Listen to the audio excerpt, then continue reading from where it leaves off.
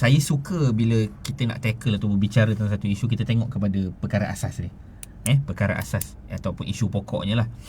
So kalau kita kembali kepada arahan daripada Tan Sri Speaker, yang mana dia kata bukan kira dalam arahan dia bukan sahaja perkataan kafir, tapi dah disebut, dia kata jangan sebut perkataan Zionis dan sebagainya lah kepada ahli-ahli parlimen yang lain. Betul. Kerana atas sebab-sebab yang disebutkan lah, adalah tidak sesuai untuk kita memanggil melabel kita punya rakan senegara, ahli parlimen kita, walaupun berlainan bench, berlainan parti, dengan perkataan-perkataan sebegitu.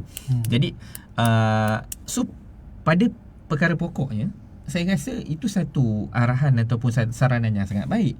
Kerana apa yang disarankan oleh Tan Sri Speaker adalah bertepatan dengan apa yang telah digariskan dalam Quran pun, yang surah Al-Hujurat ayat 11 kan, yang kita tahu ayat yang famous tu lah, ya, Bismillahirrahmanirrahim, ya ayyuhallazina amanu la yaskhar qaumun min qaumin asa ay yakunu khairum minhum wala nisa'un min nisa'in asa ay yakunna khairum minhun wala talmizu anfusakum wala tanabazu bil alqab.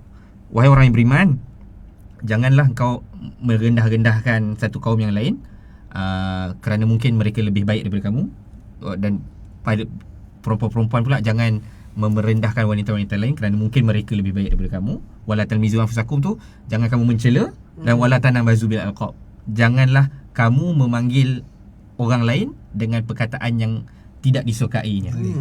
So pada perkara asasnya, so sebab kalau kita kaitkan kalau secara in Malaysia punya konteks lah, kalau kita sendiri, kalau orang Melayu pun, kita tahu konotasi konotasi terhadap kafir ni selalunya konotasi yang agak keras.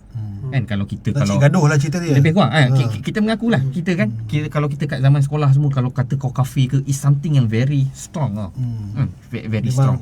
Ayat kata ultimate nak cari gaduh tu.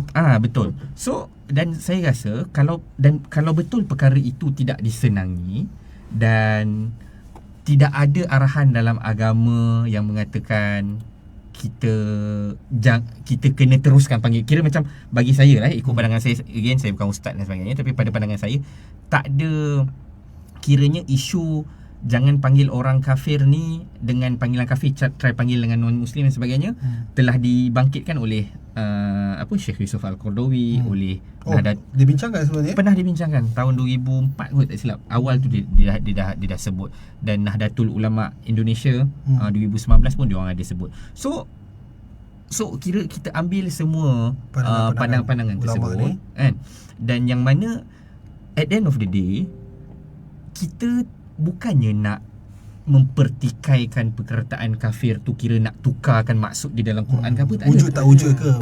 Kita tak sampai nak tahap tu pun. Isu dia adalah kita nak panggil seorang tu dengan, kalau dia tak suka dan agama kita tak adalah kata okey kau wajib panggil orang tu macam tu kan. So dan kalau orang tu tak suka, dan apa salahnya kita berbesar hati dan kita tak panggil lah kan. Itu the crux dia ataupun isu dia. Isu pokok dia adalah kita, kalau orang tu tak suka dan kita rasa kita boleh buat benda tu, kita buatlah benda tu. Sebab dibangkitkan oleh ahli parlimen bukan Islam jugalah. Kerana mereka tak rasa tak selesa apabila dipanggil kafir tu. Betul. Dan kalau kita nak go mendalam pun, kiranya ini sekadar pengetahuan, orang kata apa, surface punya pengetahuan lah setakat pembacaan. Kira maksud, kalau nak tengok maksud kafir dalam Al-Quran pun, maksud dia pelbagai. Ada maksud kufar tu ada dinamakan sebagai petani, dan kafir kira maksud dia dalam konteks ayat tersebut adalah petani, orang yang menanam dan sebagainya. Ada juga dalam satu konteks tu orang yang ingkar dan sebagainya. Ada muslim yang mengingkar, so dia guna perkataan kafir lah. Kalau ustaz dengar ni, kalau ada saya salah, saya minta maaf lah So kira kalau kita nak go technical, which saya tak nak pergi, so banyak dah perbahasan pasal perkara tersebut. So kita jangan pergi, saya rasa kita ni sebagai rakyat layman, kita ambil asas paling senang. Kita nak jaga hati orang. Yes. Dan kita jaga hati orang tu tak lari daripada seruan agama pun. Dan again, satu lagi point yang saya nak ulang balik adalah panggilan kafir ni dalam konteks Malaysia memang selalunya dikonotasikan sebagai agak keras.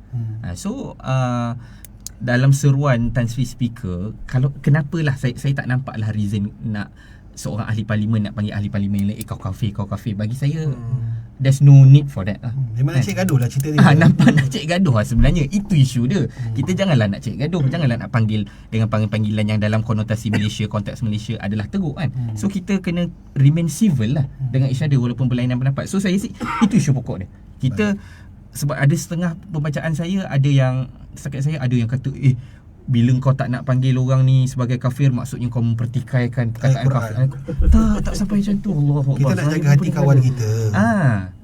Nak jaga hati dan dia tak lari. Macam kita sampai ada orang kata perkataan kalau kau tak nak panggil dia kafir, kau nak panggil dia Muslim, nanti surah Al-Kafirun kena tukar nama lah. Astaghfirullahalazim.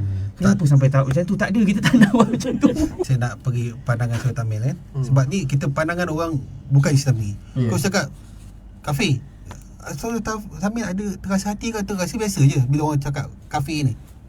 Saya terasa juga tapi tak tunjuk. Ada dah hati tu ada rasa. Menghinakan betul lah. Yes.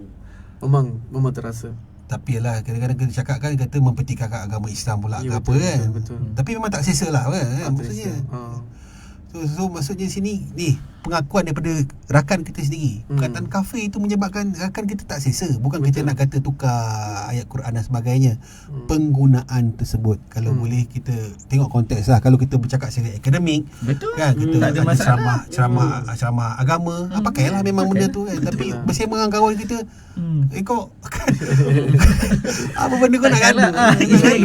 Memang makan penumbuk lah kau. Yalah, betul. Janganlah kita, kalau boleh jagalah perasaan rakan-rakan kita. Memang diakui tak selesa. Yes. Kan? Memang tak selesa, rakan-rakan mungkin tak selesa. So benda ni saya sarankan kita pakai juga di peringkat Dewan Undangan Negeri kita lah. Kita hadkan penggunaan perkataan yang boleh menggurui perasaan kawan-kawan kita. Betul. Okey, insyaAllah.